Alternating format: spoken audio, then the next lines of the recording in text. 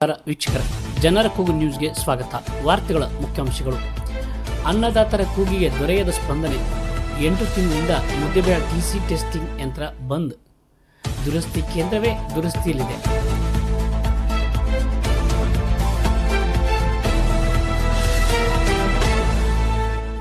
ವಾರ್ತೆಗಳ ವಿವರ. ಮುದ್ದೆಬಿಹಾಳ ಬೇಸಿಗೆ ಸಮಯವಾಗಿದ್ದು ಬಿತ್ತಿರು ಬೆಳೆಗೆ ನೀರುಣಿಸಲು ಜಾನುವಾರುಗಳಿಗೆ ಕುಡಿಯುವ ನೀರು ಒದಗಿಸಲು ತಾಲೂಕಿನಾದ್ಯಂತ ರೈತಾಪಿ ವರ್ಗದವರು ತೀವ್ರ ಸಂಕಷ್ಟ ಎದುರಿಸುತ್ತಿದ್ದಾರೆ. ಇದಕ್ಕೆ ಮೂಲ ಕಾರಣ ಹೆಸ್ಕಾಂ ಇಲಾಖೆಯ ಬೇಜವಾಬ್ದಾರಿತನ. ಸುಟ್ಟಿರುವ ವಿದ್ಯುತ್ ಪರಿವರ್ತಕಗಳ ದುರಸ್ತಿ ಕಾರ್ಯ ಆಮೆಗತಿಯಲ್ಲಿ ಸಾಗುತ್ತಿದ್ದು ಅನ್ನದಾತರು ಕಣ್ಣೀರು ಹಾಕುವ ಪರಿಸ್ಥಿತಿ ನಿರ್ಮಾಣವಾಗಿದೆ. ದುರಸ್ತಿ ಕೇಂದ್ರವೇ ದುರಸ್ತಿಯಲ್ಲಿದೆ. ಮುದ್ದೇಬಿಹಾಳ ನಗರದಲ್ಲಿರುವ ಹೆಸ್ಕಾಂ ಇಲಾಖೆ ಅಧಿಕೃತ ಟಿಸಿ ದುರಸ್ತಿ ಕೇಂದ್ರವೇ ಈಗ ಸಮಸ್ಯೆಯ ಗೂಡಾಗಿದೆ. ದುರಸ್ತಿಗೊಳಿಸಿದ ಟ್ರಾನ್ಸ್ಫಾರ್ಮರ್ಗಳನ್ನು ಪರಿಶೀಲಿಸಬೇಕಾದ ಪ್ರಮುಖ ಟೆಸ್ಟಿಂಗ್ ಯಂತ್ರ ಕೆಟ್ಟು ಬರೋಬ್ಬರಿ 8 ತಿಂಗಳು ಕಳೆದಿವೆ. ಆದರೂ ಇದನ್ನು ಸರಿಪಡಿಸಲು ಹೆಸ್ಕಾಂ ಇಲಾಖೆಯ ಅಧಿಕಾರಿಗಳು ಯಾವುದೇ ಕ್ರಮ ಕೈಗೊಂಡಿಲ್ಲ ಎಂದು ರೈತರು ದೂರುತ್ತಿದ್ದಾರೆ. ಮೇ 12ರಿಂದ ಮೇ 21ರವರೆಗೆ 15 ಕೆವಿ, 63 ಕೆವಿ ಹಾಗೂ 100 ಕೆವಿ ಸಾಮರ್ಥ್ಯದ ಸುಮಾರು 30ಕ್ಕೂ ಹೆಚ್ಚು ಟಿಸಿ ದುರಸ್ತಿಗೆ ಬಾಕಿ ಉಳಿದುಕೊಂಡಿದ್ದು ರೈತರು ವಾರಗಳ ಕಾಲ ಅಲೆದಾಡುವ ಪರಿಸ್ಥಿತಿ ನಿರ್ಮಾಣವಾಗಿದೆ. ಪ್ರಸ್ತುತ ತಾಲೂಕಿನ ವಿವಿಧ ಗ್ರಾಮಗಳ ಸುಮಾರು 30ಕ್ಕೂ ಹೆಚ್ಚು ರೈತರ ಟಿಸಿಗಳು ದುರಸ್ತಿಯಾಗದೆ ಕೇಂದ್ರದಲ್ಲಿ ಧೂಳು ಹಿಡಿಯುತ್ತಿವೆ. ನಿಯಮಗಳ ಪ್ರಕಾರ ಟಿಸಿ ಸುಟ್ಟ 72 ಗಂಟೆಗಳಲ್ಲಿ ಹೊಸ ಅಥವಾ ದುರಸ್ತಿಗೊಂಡ ಟಿಸಿಯನ್ನು ಅಳವಡಿಸಬೇಕು. ಆದರೆ ಮುದ್ದೇಬಿಹಾಳದಲ್ಲಿ 8ರಿಂದ 10 ದಿನಗಳು ಕಳೆದರೂ ರೈತರಿಗೆ ಟಿಸಿ ಸಿಗುತ್ತಿಲ್ಲ. ಈ ಬಗ್ಗೆ ಕೇಳಲು ಹೋದರೆ ಟೆಸ್ಟಿಂಗ್ ಯಂತ್ರ ಕೆಟ್ಟಿದೆ, ದುರಸ್ತಿ ವಾರಗಟ್ಟಲೆ ಸಮಯ ಬೇಕಾಗುತ್ತದೆ ಎಂದು ಅಧಿಕಾರಿಗಳು ಹಾರಿಕೆ ಉತ್ತರ ನೀಡುತ್ತಿದ್ದು ರೈತರನ್ನು ಕಚೇರಿಗೆ ಎಡತಾಕಿಸುತ್ತಿದ್ದಾರೆ. ಯಾಕೆ ಸರ್ ಮೇಲಿಂದ ಮೇಲೆ ಈ ರೀತಿ ಆಗ್ತಾ ಇದೆ ಅಂತ? ಈಗ ಅದೇ ಸರ್, ಬೇಸಿಗೆ ಕಾಲ ಒಂದು ಅದರಲ್ಲಿ ಯುದ್ಧ ಆಯ್ಕೆಂದ್ರೆ ಆಯಿಲ್ ಒಂದು ಬರ್ತಾ ಇಲ್ಲ ಅಂತ ಹೇಳ್ತಾ ಇದ್ದಾರೆ. ಟಿ ಸಿ ಆಯಿಲ್ ಆ ಟಿ ಸಿ ಆಯಿಲ್ ಬರಲಾರ ಸಲುವಾಗಿ ಏನು ರಿಪೇರಿ ಡಿಲೇ ಆಗ್ತಾ ಇದೆ. ಡಿಲೇ ಆದ ತಕ್ಷಣ ಅದ್ರಾಗ ಮಳೆ ಗಾಳಿಗೆ ಎಲ್ಲ ಟಿ ಸಿ ಜಾಸ್ತಿ ಸುಡಾಕತ್ತಿರ್ತಾರೆ. ಹಂಗಾಗಿ ಅವು ಪಾಳಿ ಹಂಗೆ ಬೆಳ್ಕೊತಾನೆ ಹೋಗ್ತಾ ಇದ್ದಾರೆ.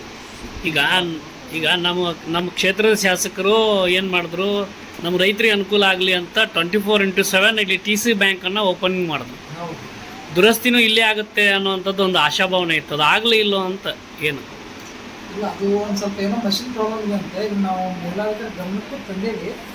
ಬಟ್ ಅದೇ ಇನ್ನೊಂದು ಸ್ವಲ್ಪ ಈಗ ನೀವು ಇನ್ನೊಂದು ಸಾರಿ ನಾವು ಮಾತಾಡ್ತೀವಿ. ಅಲ್ಲ, ದುರಸ್ತಿ ಇಲ್ಲಿ ಮಾಡಿಕೊಡ್ಬೋದಲ್ಲ?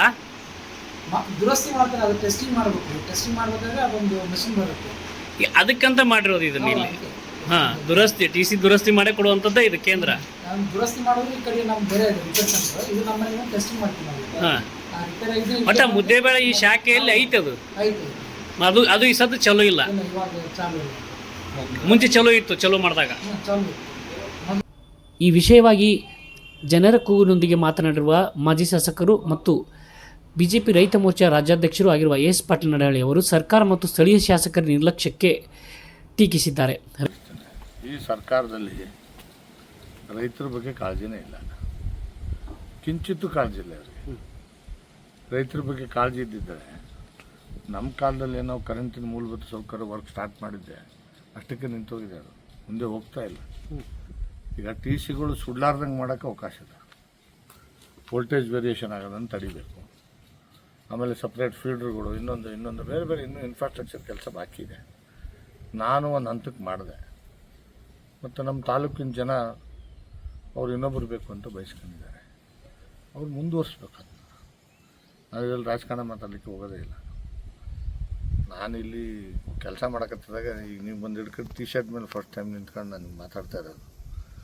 ನಾನೊಬ್ಬ ಪಕ್ಕ ರೈತ ಕೆಲಸ ಮಾಡತ್ತೀನಿ. ಅಲ್ಲ, ಈಗ ರೈತರ ಸಮಸ್ಯೆನ ನಾನು ಹೇಳ್ತಾ ಇರೋದು ನೋಡಿ, ಕರೆಂಟಿನ ಸಮಸ್ಯೆ ಮೂಲಭೂತ ಇನ್ಫ್ರಾಸ್ಟ್ರಕ್ಚರ್ನ ಒದಗಿಸಿ ಹೋದರೆ ಈ ಕರೆಂಟಿನ ಸಮಸ್ಯೆ ಬಗೆಹರಿಯಂಗಿಲ್ಲ, ಫಸ್ಟ್ ಆಫ್ ಆಲ್.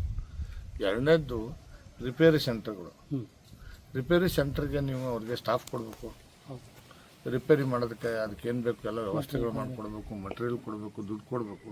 ಅವ್ರು ಮಾಡ್ತಾರೆ. ಇಲ್ಲಾಂದ್ರೆ ಅಧಿಕಾರಿಗಳು ಏನು ಮಾಡಬೇಕು? ಅವರು ಸರ್ಕಾರ MLA ಬಂದು ನಾವು ಉದ್ಘಾಟನೆ ಮಾಡಿ ರಿಬ್ಬನ್ ಕಟ್ ಮಾಡಿಬಿಡ್ತೀವಿ. ಇಂದಿನಿಂದ ಮುದ್ದೇಬಿಹಾಳದಲ್ಲಿ ಟಿ ಸಿ ರಿಪೇರಿಗಳ ಕೇಂದ್ರ ಪ್ರಾರಂಭ. ಯಾವುದೇ ಟಿ ಸಿ ಸುಟ್ಟರು ಮುಂದಿನ 10 ಗಂಟೆ ಒಳಗಡೆ, 12 ಗಂಟೆ ಒಳಗೆ, 24 ಗಂಟೆ ಒಳಗೆ ಮಾಡಿಕೊಡ್ತೀವಿ ಅಂತ ಹೇಳ್ಬಿಡ್ತೀವಿ. ಹೌದಾ? ನೀವು ಮೀಡಿಯಾದವರೆಲ್ಲ ಹೆಡ್ಲೈನಲ್ಲಿ ಬರೆದು ಬಿಡ್ತೀವಿ. ಅವತ್ತೊಂದು ದಿನ ಓದಿ ಖುಷಿ ಪಡ್ಬೇಕಷ್ಟೇ. ಎರಡನೇ ದಿವಸ ಅಲ್ಲಿ ಟಿ ಸಿ ರಿಪೇರಿನೂ ಆಗಲ್ಲ. ಟಿ ಸಿ ರಿಪೇರಿ ಆಗಕ್ಕೆ ಬೇಕಾಗಿರ್ತಕ್ಕಂಥ ಮೂಲಭೂತ ಸೌಕರ್ಯನಿಲ್ಲ, ಟೆಸ್ಟಿಂಗ್ ಎಕ್ವಿಪ್ಮೆಂಟ್ಸ್ ಇಲ್ಲ, ಸ್ಟಾಫ್ ಇಲ್ಲ. ಈ ಪರಿಸ್ಥಿತಿ ಇದೆ. ಹೀಗಾಗಿ ರೈತರನ್ನು ಅರ್ಥ ಮಾಡ್ಕೋಬೇಕು, ಯಾರು ನಿಮ್ಮ ಪರವಾಗಿ ಕೆಲಸ ಮಾಡ್ತಾರೆ ಅಂತ. ಈಗ ಅನುಭವಿಸ್ತಾ ಇದ್ದಾರೆ, ಅನುಭವಿಸ್ಲಿ, ನಾನೇನು ಮಾಡೋಕ್ಕಾಗ್ತದೆ. ಈಗ ನಾವಿದ್ದಾಗ ಈ ಸಮಸ್ಯೆಗಳನ್ನ ಯಾವತ್ತೂ ಕೂಡ ತರಕ್ಕೆ ಬಿಟ್ಟಿಲ್ಲ. ಬಂದಿರಲಿಲ್ಲ. ನನ್ನ ಗಮನಕ್ಕೆ ಬರೋಕ್ಕಿಂತ ಮುಂಚಿತವಾಗಿ ಕೆಲಸ ಮಾಡಿಬಿಡ್ತಿದ್ದೆ. ಒಂದು ನಮ್ಮ ರೈತರಿಗೆ ಕರೆಂಟ್ ಹೆಂಗೆ ಬರ್ತದೋ ಗೊತ್ತಿಲ್ಲ. ಕರೆಂಟ್ ಕಮದ ಬರ್ತದೆ ಅಂತಾರೆ. ಕಮದ ಬರ್ಬೇಕಾದ್ರೆ ಅದಕ್ಕೆ ಏನೇನು ಕಷ್ಟ ಬಿಡ್ಬೇಕಂತ ಗೊತ್ತಾಗಬೇಕಾಗ್ತದೆ. ಯಾರು ಅದನ್ನು ಮೂಲಭೂತ ಸೌಕರ್ಯ ಕೊಡ್ಬೇಕಾದ್ರೆ ಎಷ್ಟು ಕಷ್ಟ ಇದೆ ಅಂತೇಳಿ. ನಾನಿದ್ದಾಗ 1250 ಕೋಟಿ ರೂಪಾಯಿ ತಂದೆ ನಾನು ಬರೀ ಇನ್ಫ್ರಾಸ್ಟ್ರಕ್ಚರ್ ಡೆವಲಪ್ ಮಾಡೋಕ್ಕೆ. ಇನ್ನೊಟ್ಟು ಬಾಕಿ ಕೆಲಸ ಉಳಿದೈತಿ. 70% ಕೆಲಸ ಆಗೈತೆ, 30% ಉಳಿದೈತೆ. 30% ಮಾಡೋದ್ರಾಗೆ ಮತ್ತೆ ನಮ್ಮ ಜನ ಚೇಂಜ್ ಮಾಡಿದ್ರು. ಈಗ ಇರೋರು ಮಾಡಬೇಕು ಅದನ್ನ. ಸೊ ಅವ್ರು ಮಾಡದೆ ಹೋದ್ರೆ ನಾನೇ ನಾವೇನು ಮಾಡೋಕ್ಕಾಗಲ್ಲ. ಮತ್ತು ಜನ ಆಯ್ಕೆ ಮಾಡಿದಂಥ ಪುಣ್ಯಾತ್ಮರು ಏನದಾರ ಜನ ಇದನ್ನ ಅರ್ಥ ಮಾಡ್ಕೋಬೇಕು. ಮುಂದಿನ ಸರಿ ಏನು ಮಾಡ್ಬೇಕಪ್ಪ ನೀವು ಅಂತೇಳಿ. ಒಂದು MLA ಅವ್ರಿಗೆ ಗೊತ್ತಿದ್ದು ಮಾಡದೇ ಇರ್ಬೋದು, ಅಥವಾ ಅವ್ರಿಗೆ ಗೊತ್ತೇ ಇಲ್ವೇನೋ ಏನು ಮಾಡ್ಬೇಕಂತ ಹೇಳೋಕ್ಕಾಗಲ್ಲ. ಅವ್ರಿಗೆ ಮುಂದೆ ಏನು ಮಾಡ್ಬೇಕಂತ ಗೊತ್ತಿಲ್ಲದೆ ಇರ್ಬೋದು, ಅಥವಾ ಗೊತ್ತಿದ್ದು ಯಾಕೆ ಮಾಡ್ಬೇಕಪ್ಪ ರೈತರಿಗೆ ಅನ್ನುವಂಥ ಒಂದು ನಿರುತ್ಸಾಹ ಅಥವಾ ಜನರ ಬಗ್ಗೆ ನಿಷ್ಕಾಳಜಿ ಇರ್ತಕ್ಕಂಥದ್ದು ಇರ್ಬೋದು. ಹೀಗಾಗಿ ಅದನ್ನು ಮಾಡ್ಲಿಕ್ಕೆ ಆಗ್ತಾಯಿಲ್ಲ.